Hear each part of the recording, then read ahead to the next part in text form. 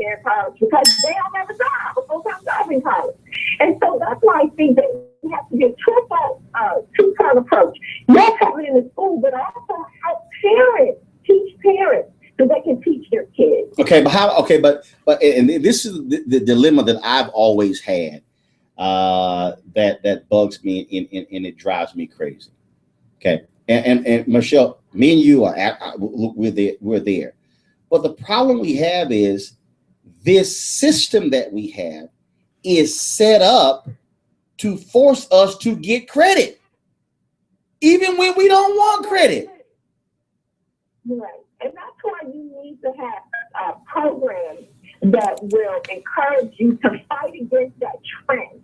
And, I do a lot of teaching through my church and through other communities to try to fight that. Because there are a lot of times when you don't need credit and it's being pushed on you and you think, I've talked to people who don't, they pay off a car and they give us another car note. And one woman once said to me, well, I thought you always had a car note. Well, contract department believes you actually can't buy a car with cash. We've been told, and when you pay off your car note, you put that money in the bank, and so by the time you need another car, 6, 7, 10 years down the road, you have the car paid, you have the money, and you buy the car with cash. Same thing with college education. We pushed and encouraged people to go to college. Absolutely right. But the second part of it is it's okay to get all these loans because it's a good investment. But that is not a good investment. That you should try to stay out of it. So I'm trying to encourage people to go to college without any debt. So that might mean going to community college for 2 years and then transfer to 4 years. It may mean staying home and commute to the state college rather than pay room and board, which is about half of the cost to go to college. So while you're paying, you're borrowing essentially for rent while you're in college. And so we've got to try to get the message out there that debt is so bad that you ought to hate it like you hate the devil. Folks, we're talking with Michelle Singletary. If you got any questions for Michelle, give us a call, 888-669-2281, 888-669-2281. And this is one of those things that, it's tough for us, Michelle. It's tough because, you're trying to do a certain way. You're looking at what's happening in life, just trying, and people go, look, my mama didn't know, my daddy didn't know, and trying to get on this path. And that's what really, to me, was about getting on this path to be able to position yourself for your family, for the future. That, to me, is what's vital. Really vital at all levels. And I think you're absolutely right. The path of prosperity is understanding personal finance. And listen, I'm not one of these people that say, all these young people, they don't know what to do with their money. Personal finance these days is very complicated. It is rocket science. There's so much now that our parents didn't have to deal with. You got a loan, you call out, and you always had a pension. You don't have to deal with a 401k or a 413 and a Roth. What is a Roth? And even this annuity, should I get whole life? Should I get term life insurance? And then I've got this big benefit package for working. I don't know what to do with this thing. And then health insurance. Should I take the co-payment or what? There's a lot to deal with, which means you need to be in a position to continue to educate yourself so that you understand some of these things that are being thrown at you. Michelle, hold on one second. I got to go to a break. We come back. I got a few more questions for you. Folks, we can't deal with this issue of debt unless we confront it. And we're talking to Michelle Singletary, of course, with the Washington Post. When I come back, we're going to take more of her, to have more questions, to take your phone calls, 888-669-2281. Back on the Roland Martin Show in a moment. We'll be back with the Roland Martin Show after these important messages on the Empowerment Radio Network.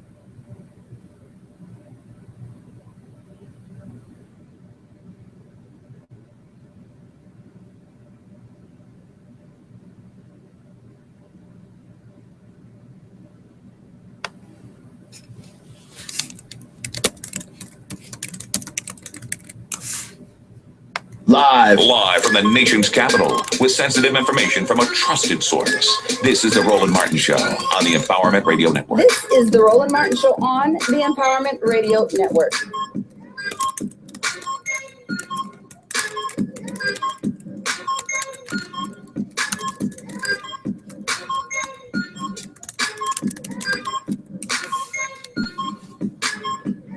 Welcome back to the Roland Martin Show. We're talking about money. We're talking about wealth, all of those things that impact us and impact our lives for generations, not just where we are now, but our families. And so Michelle Singletary is our guest. She is certainly an expert in this area, always trying to help folks out. Michelle's got a ton of books: The 21-Day Financial Fast, Your Path to Financial Peace and Freedom. She also has Spend Well, Live Rich, a critical book, How to Get What You Want with the Money You Have. And so also previously the title was 7 Money Mantras for a Richer Life, How to Live Well with the Money You Have. And she also has Your Money and Your Man, How You and Prince Charming Can Spend Well and Live Rich.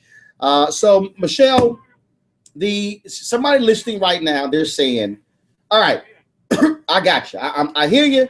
I want to get this thing started. What's my first thing to do? What do I do right now to change my life? Right now, typically people might think I say, oh, you should start saving, but why don't you start with a plan? You work really hard for your money. A lot of people, even if you got some financial issues, you work really hard. What do you want to show for all that work? Let's start there. So, for example, maybe you don't own a home and you want to be a homeowner. What are you going to do to put yourself on that track? You're a parent. You got kids. You want them to go to college debt-free. If you don't, you should. So how do you put some things in place to pay for the college education? Now, maybe you're in debt. So you say, I want to get out of debt. So make the commitment to get out of debt. Whatever it is, let's start with a plan. And I can we get an index card and just write down your top 3 financial goals. Because if you don't have a goal in mind, it's like a runner. If there's not, at the end of the race, there's sort of that tape that they pull across. How do you know when to stop? How do you know where you're going? So let's put up a tape, and that tape is your goal.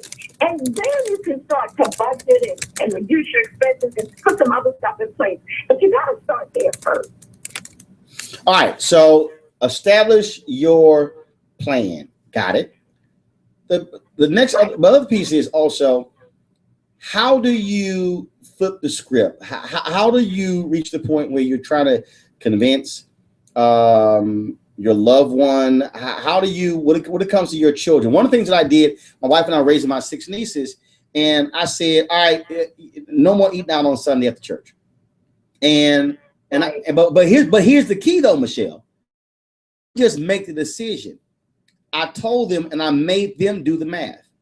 I said, there's 6 of y'all. Right. Add in 2 people, that's 8 people. I said, if we're spending on average $100 bucks, $120 or whatever every Sunday, I said, let's say it's $125. I said, do y'all realize that's $500 a month?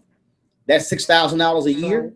I said, do you realize what this costs and that costs? I think one of the things that we don't do, Michelle, is I believe too many people don't even bother to try to have a discussion with their children so they are also participants in this conversation.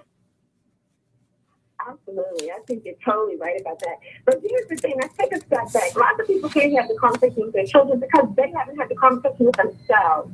They're so financially broken that they can't approach this topic with their kids because they're still fighting the demons. Because the thing is, people think money problems have to do with the lack of cash, or in some cases too much, like with, athletes and things like that. But a lot of it's much deeper than that. It's much more emotional than that. If you grew up poor, you might be overspending now because you grew up poor. Or maybe you grew up with a house that, parents that had money, but you don't have that kind of money now. So you're still trying to live that life that you had with your, well-off parents. Or maybe you were abused as a child. Or maybe you weren't loved enough as a child. All of this plays out in how we handle our money. And it's something I teach a class at my church called Managing Money. My husband and I teach a class called Managing Money in Your Marriage. And we talk about, when we start the class, we start with a lot of emotional stuff. Getting rid of the sense of entitlement. We talk about decision making. And it's so funny, at the beginning of the class, all the people are like, wait a minute, where's the budget secretary? Where's the stocks and all the documents and the tools? I said, well, the tools aren't going to do you any good until you deal with those demons that are keeping you from handling your money well. So you got to get yourself financially well so that you can have the conversation with your children and have them buy into your entire family financial plan, because that's what you did. You had them buy into your financial plan as a family. And we did the same thing with our children. When they wanted to buy a lot of stuff, and I said no, I didn't just say no, no. I said no because we're saving for your college so that you can go to college and you can get out of my house. Well, I'll tell you what, I was talking to millennials on my show today, man, and a bunch of them trying to come back home, which I don't understand. I ain't trying to go back home when I'm grown. Right. Well, if you're having a financial distress time, like I tell people, I just did a column for the Post about what's the right way to help adults. We should talk about that another time. But if your kid graduated from college just now, this May, and they've got a lot of student loan debt, I think it's okay for them to come home. You don't charge them rent and let them take all of their pay, except for small amounts that they need for their personal stuff, and dump it on the debt.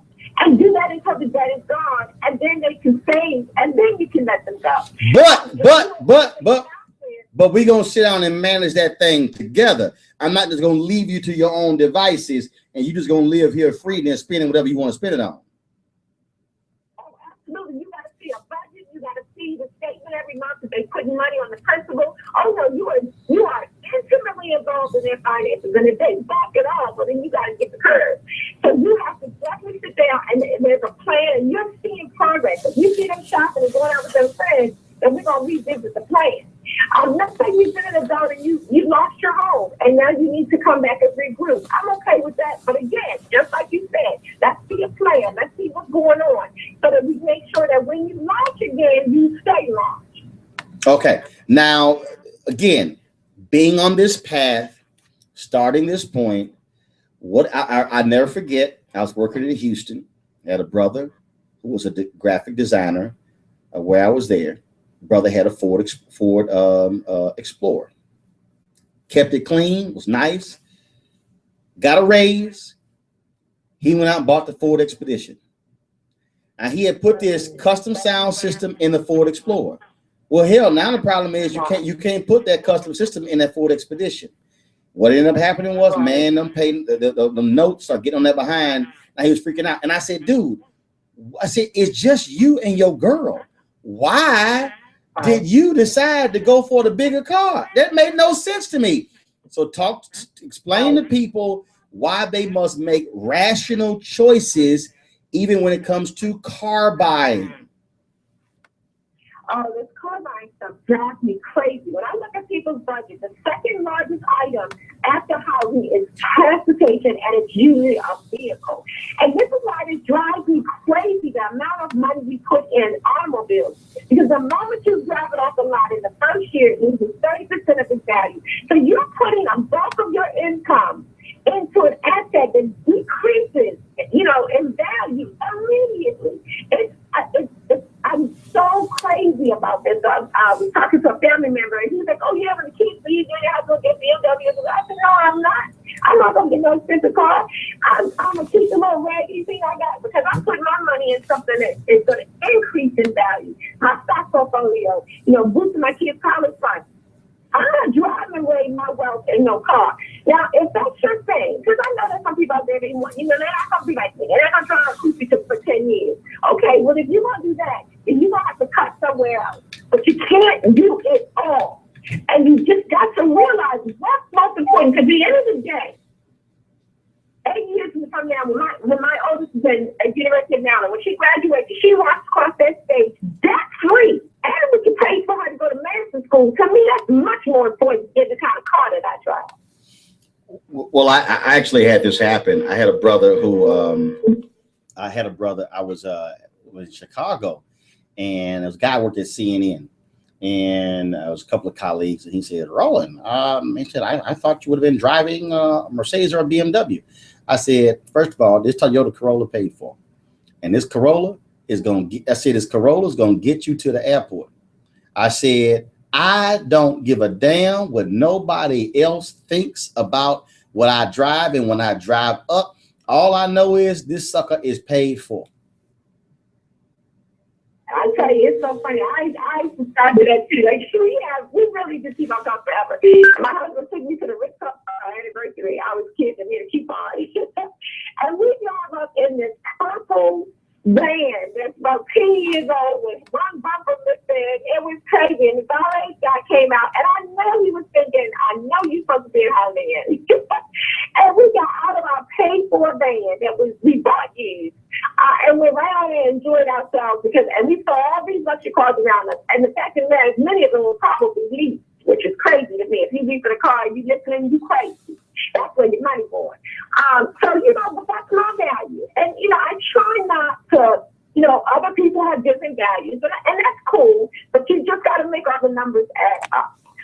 And like, for example, you hear a lot of experts tell people, "Oh, don't buy, expensive coffee every morning. You can save $1 million if you don't buy coffee," which is crazy. Gotcha. But if that's the one thing that keeps you from slapping your coworker when you get to work, I'm okay with you buying that expensive coffee, but you can't bring your lunch. Michelle, where can folks reach you, Michelle? Where can folks reach you? Folks, go to follow Michelle Singletary on Twitter. Go to her website. I'm Roland Martin. I'll be back in a moment.